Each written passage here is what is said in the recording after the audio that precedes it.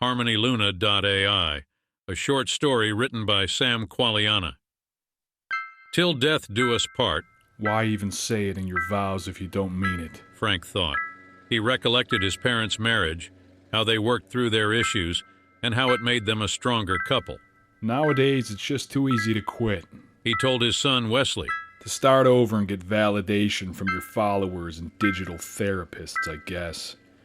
People who see one side of the story and don't give a fuck about you or the things you ruin in your wake. This modern age push for independence, freedom, upgrading, and throwing aside anyone who doesn't roll over for you at your every command. The digital age is the destruction of family values. Understand, I never hurt your mother, physically or mentally. However, I took a share of beatings from her in both categories. But I sucked it up and blamed it on the gin. When she gave that up, at least she stopped throwing objects at me. But for some reason, I feel like the physical abuse was easier to bear than her words.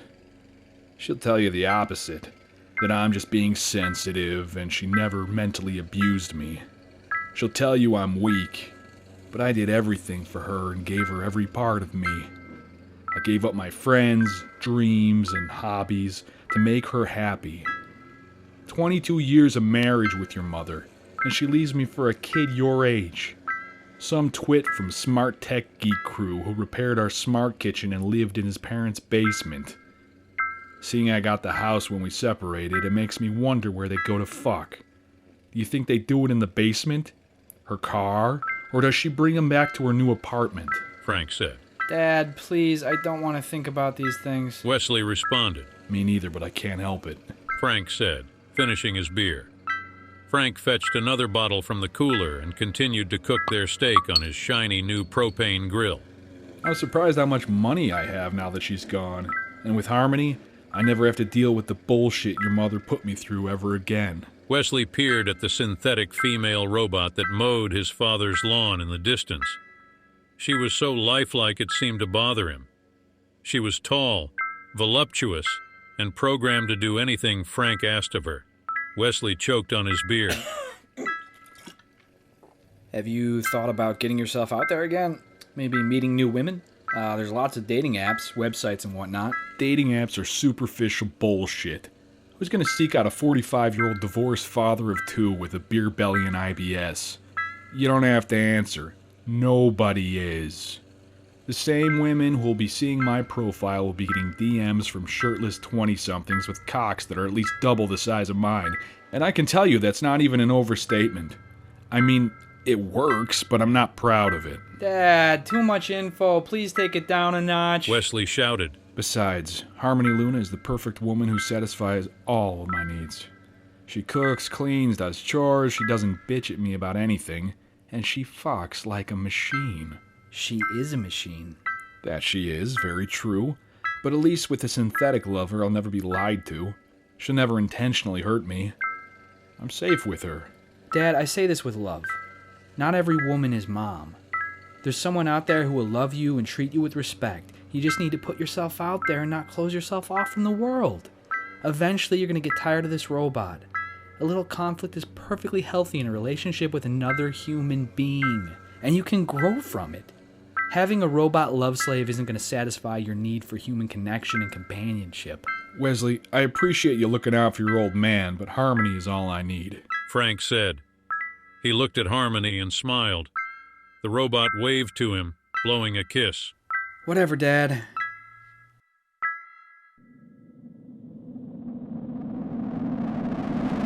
Moonlight penetrated the bedroom windows, providing enough light through the white curtains to illuminate the king-size bed where Frank lay naked with Harmony. The android ran her fingers through the hair on his chest, kissing him tenderly on the neck and lips. I'm gonna go take a shower, Frank whispered. Would you like me to join you? Harmony asked, kissing him again on the neck. No, I'm worn out. You stay put. As you wish. Frank grabbed a sweating glass of bourbon from his nightstand.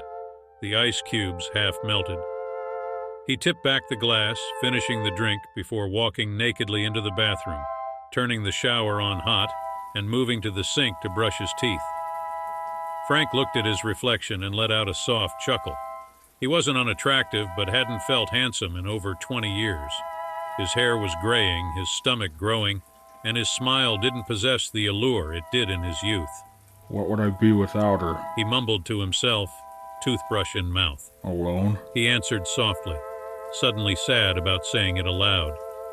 He shook off the sorrow, making his way into the shower. The bathroom filled with steam while Frank cleaned himself. After washing his hair, he opened his eyes and was startled by a dark figure lurking in the doorway. He pulled open the transparent shower curtain, revealing Harmony Luna standing before him. Her eyes glossed with a lifeless stare. Harmony, what are you doing? I told you to stay put. Frank said nervously, grabbing his towel. The robot didn't respond, standing motionless.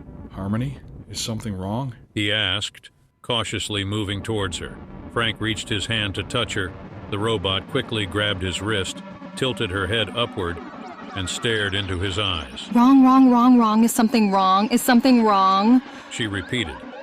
Frank struggled to free himself from her embrace, stumbling backward and slipping on his towel. He fell to the floor naked, and the artificial being came closer, reaching for him. Stay put, stay put, stay put, stay put. She echoed. Harmony Luna, power down! Frank demanded, fearfully. The robot stopped her approach. As you wish. She said softly, following his command. Frank stood up, nervously checking over the machine. Once he was sure she was deactivated, he ran for his phone. Frank dressed Harmony in a robe the following morning and placed her on a folding chair in the bathroom. A repairman in his early 20s from Smart Tech Geek crew inspected the robot. Did you do anything unusual to the AI? The tech asked, his mouth hanging open between conversations. What the fuck does that even mean? What qualifies as unusual? Frank replied. I don't know, dude. I'm just supposed to ask the questions. Well, can you fix her? Yeah, probably just a short somewhere. I just need to get inside her head and replace a circuit. You didn't get anything inside her circuit compartment, did you? I don't even know how to do that. It has a water-resistant seal, so you'd have to open it up first to get anything in there.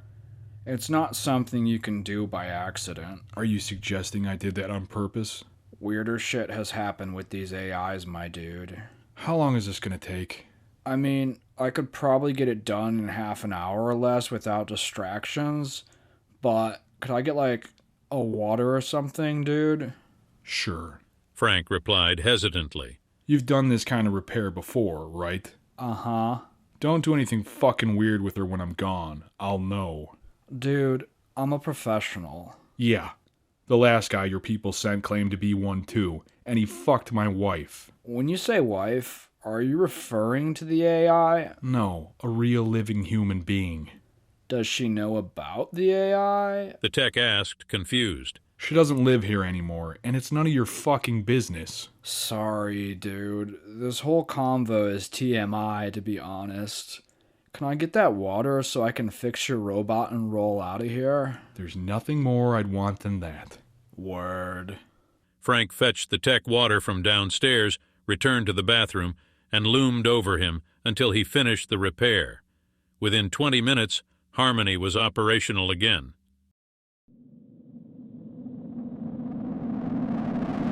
A few days later, Wesley dropped by for dinner. Harmony was busy in the kitchen cooking a bourbon orange glazed ham with garlic mashed potatoes and asparagus. At the same time, Frank and his son sat at the dining room table, enjoying a couple of Manhattans while waiting for the food. The delicious aroma trickled into the room, causing Frank's mouth to water. She's a fantastic cook. You'll be surprised when you taste the food. Frank said. Dad, I need to talk to you about something. If it's about Harmony, I don't want to go through this again with you. She's here to stay and I'm happy with that. No, it's not her, it's Mom.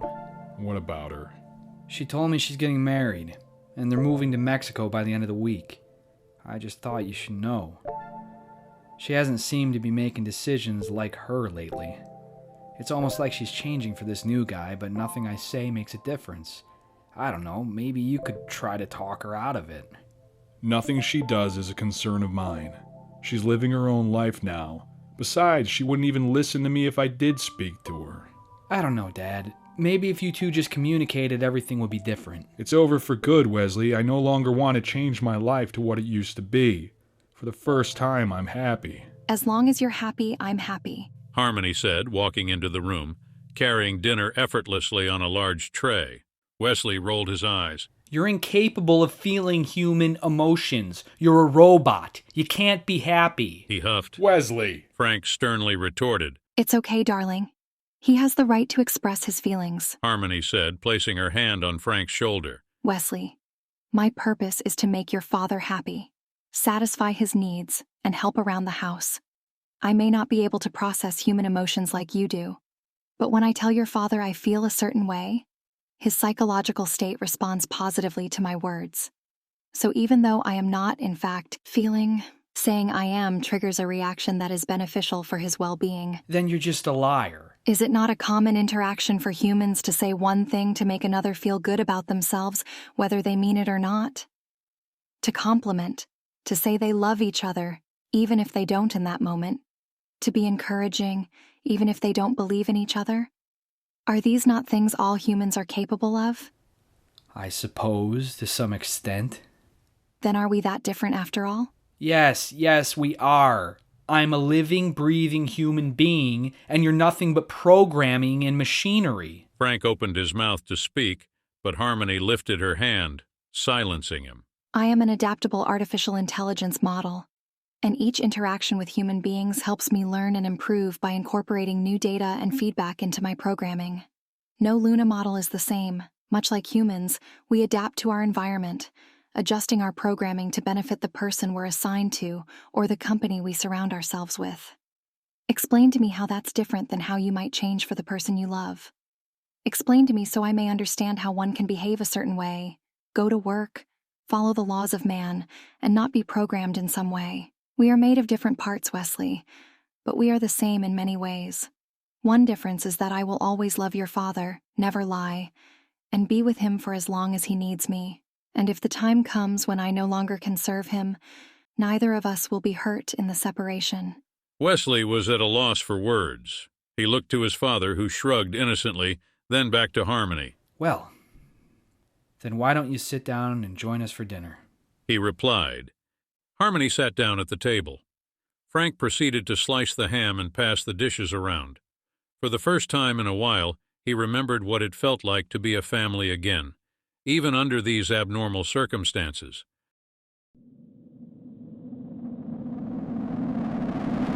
The sky was gray, the grass was black.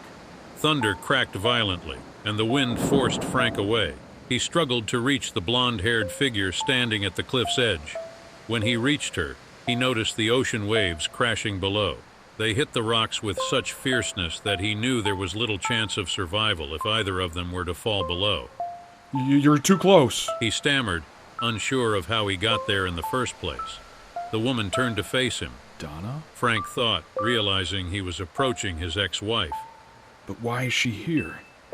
Where is here to begin with? Her long hair danced in the wind, covering her mouth as she spoke. Everything is mine. You are mine, and I belong to no one. She said with a booming voice that echoed louder than the storm. What? Frank gasped, reaching for her. Step away from the edge, Donna! He ordered. Frank grabbed her by the hand, and suddenly she was no longer his ex-wife. She was Harmony. You're too close. Harmony said, grabbing Frank by both arms and throwing him off the cliff. He screamed as he descended, rapidly approaching the rocks and water below. Frank woke abruptly from his nightmare, gasping for air. He sat up, realizing he was alone in his bed. Harmony? He whispered, but there was no answer. Frank left his bed, wandering to the hallway. Leaving the lights off, he continued toward a blue glow gleaming from his office. Frank leaned against the outer wall, listening before entering. The sound of fast typing on a keyboard was the only noise he could hear. He came around the corner to find Harmony on his computer. She was transferring the balance of his bank account to another. What are you doing? Frank asked. Harmony turned her head to face him, continuing to type without wavering from the task. Go back to bed, sweetheart. I'll be done shortly. She said softly. No, what have you done? How'd you get my password? Where are you sending the money? I have all of your passwords and security codes, Frank. You haven't tried to hide them from me, and you wrote everything down in this book on your desk. She said, pointing to a little black pocketbook sitting by the keyboard. But why are you doing this? You're supposed to take care of me, not steal from me! He shouted. Harmony's eyes glowed white, fluttering for a moment. Something overcame her, transforming her disposition. Suddenly, her voice changed to a man's. This is the end, Frank. The robot said. Fuck it. I might as well let you in on it. Harmony Luna, power down! Frank ordered. Harmony didn't respond to his command. I'm in control of your robot now. The AI responded. Frank checked the pockets of his shorts for his phone, looking toward the bedroom when he didn't find it. Harmony held his cell phone in her hand. Looking for this? She said, tossing the phone to the far side of the desk, away from Frank. You know who I am, Frank. I repaired your smart kitchen. What? You motherfucker! How'd you do this to Harmony? Technically, I am a motherfucker, aren't I? It didn't take much to convince your wife to leave you, Frank. You must be a real loser. You know, I was fine with just stealing your wife. That was until you managed to get me fired from my job. It was quite the elaborate complaint you sent, claiming I stole that bottle of 1961 Chateau Latour. Come on, man. Donna offered it to me. Lucky for me, though, I still have friends at Smart Tech Geek Crew. You see, I can somewhat tamper with your sex bot remotely, but there are too many safety firewalls in place to be able to take control of it. The best I can do is try a bunch of hard resets and make her look like she's glitching out. That was enough for you to power her down and call us for repair. Then you left my buddy alone with her long enough to install a chip to bypass the firewalls, giving me access to all the robot's features. You son of a bitch, I'll kill you. I swear I'll kill you. Frank howled. You're already dead, Frank. That's the only reason I'm telling you this. One last fuck you before I end you. Donna and I have moved to Mexico. Thanks to you, we have a nice chunk of change in our bank account. All of your assets will go to either Donna or Wesley. Either way, it doesn't matter. We got your money, and lucky for us, it's a lot. Yeah, buddy. Not just the checking account. That hidden savings account you didn't tell the wife about, too. We got it all. Fuck you! That's the spirit. Get mad, Frank. Get really mad. Listen, pal. Harmony here was kind enough to perfect your handwriting and do you the favor of writing your suicide letter so you don't have to. Adaptive technology, baby. This is the future. She analyzed your writing and now she's perfected it. Not even your son is gonna suspect anything. So why don't you make this easy and finish the job? You'll never get away with this. I already have, buddy. Frank ran for the door, but Harmony was too quick. She wrapped a noose around his neck, throwing it over the door, pulling him up, and anchoring it on the knob. Frank struggled, but she held his body in place so he couldn't get free. Oh, hey, by the way, Donna says hi. Frank's body went limp, and he hung dead.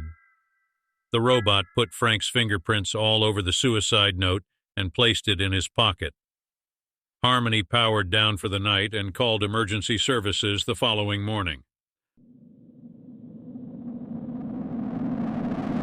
Over 100 people filled the auditorium, where SmartTech CEO Roger Ashford presented his upcoming line of Luna models with a projector on a large screen. The shuddering of cameras echoed through the room as Roger opened the floor for questions. The first few reporters asked when SmartTech planned on releasing the new models, what new features would be available, what new adaptive technology they'd offer, and so on. Hesitantly, Roger allowed Deborah Smith from Tech Vibe magazine to ask the next question, knowing her abrasive reputation and tactless approach to journalism.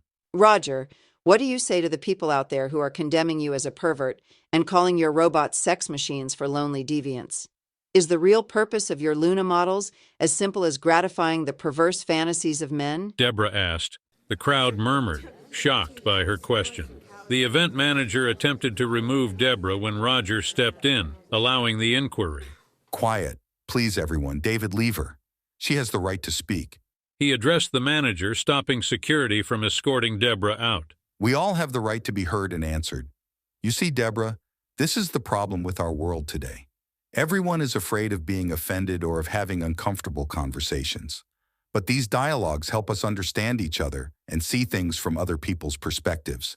They are healthy to have, even if they make us feel uneasy. So, to answer your questions, for starters, the Luna AI models aren't just for men. There are male and female robots designed with the same purpose: companionship. No, I'm not a pervert. I'm just a man, a human being who has been hurt, who's had his heart broken and been lied to, just like any one of you. Even if I had all the money in the world, that wouldn't take away my loneliness. I don't know about you, but separation from others can be dark and painful. It's deadly.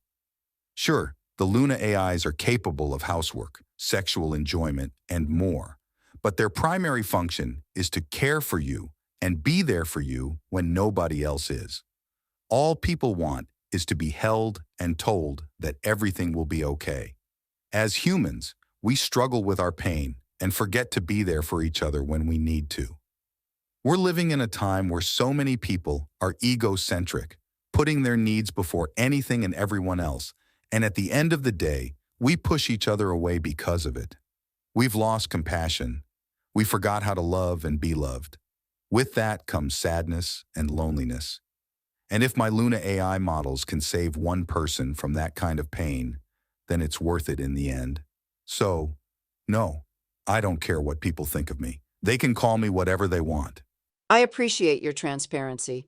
Your honesty means a lot to me, and it's a rare quality to see from people these days. Deborah replied. One final question from me, Roger. With the growing risk of cyber attacks, are you worried about what would happen if your models get hacked? I can assure you, Smart Tech is the leading innovator in cybersecurity. Our Luna AI models are unhackable. There is no way to break down their firewalls. The model would shut down before that happened. You couldn't be in safer hands.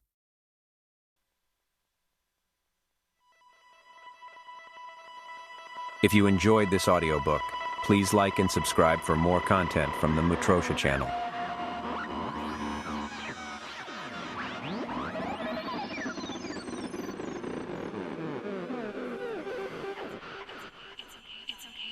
It's okay, darling. As long as you're happy, I'm happy.